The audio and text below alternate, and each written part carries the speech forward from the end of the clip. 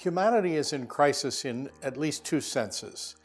When referring to the refugee crisis or the refugee situation, clearly the crisis of humanity is the fact that we have 70 million plus forcibly displaced people in the world today.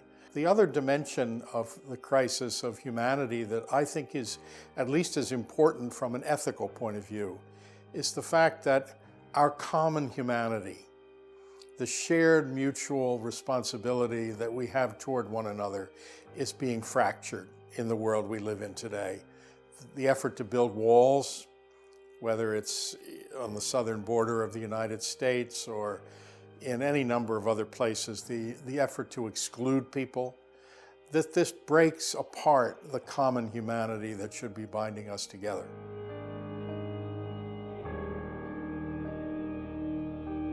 Our common humanity means that we are in this together.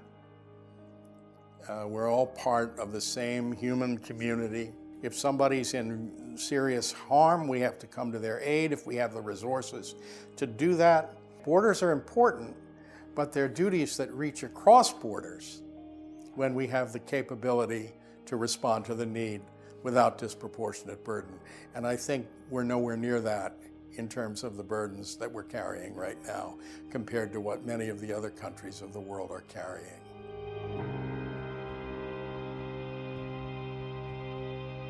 You can look at the founding events of the three great monotheistic traditions of the West, of Judaism, Christianity, and Islam. Each of those great religions has a displacement, a forced migration at its roots. In the case of Judaism, the story of the Exodus. Christianity, just after his birth, Jesus with his mother Mary and Father Joseph were forced to flee by persecution by Herod to the land of Egypt. Islam also has a foundational event about migration.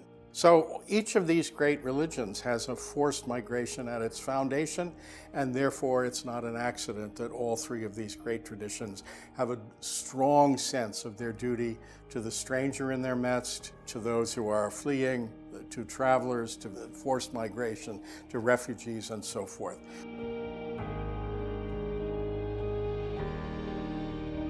My experience of being in Africa and a number of other places where there have been a lot of displacement has led me to see cases where organizations in civil society gathering together, working together, have actually made a real difference in addressing humanitarian crisis. One of the cases that I cite in my writing is the case of the civil war that went on in Sudan. There was a lot of pressure brought from groups in the United States, religious communities, faith-based groups, both evangelical faith-based groups, because they saw that some of the southern Sudanese who were victims of this civil war were Christian and they felt connected with their brothers and sister Christians. Catholics, because a number of those in southern Sudan were Catholic and the American bishops became very involved. The Black Caucus in the Congress, because these are Africans, and there was a fear that some of the people in southern Sudan were being enslaved by those in the north. Feminist groups joined the group because women were being raped. This convergence of different groups, and they put pressure on President George W. Bush to say, U.S. has to respond to this need of what's going on in Sudan, in the Civil War. If we take initiatives, there are cases that show that we can make a difference. And so I'm hopeful by saying if we could mobilize people, church groups, human rights groups, other organizations, we could, and work together, we could make a real difference. And that gives me hope to say this is not an impossible crisis. It can be dealt with. We have a lot of capacity in the world. Our capacity to respond is much greater than the number of refugees is if we really took it in our mind to deal with it. And we should, we can, And if we have the right kind of orientation, I have hope that we will.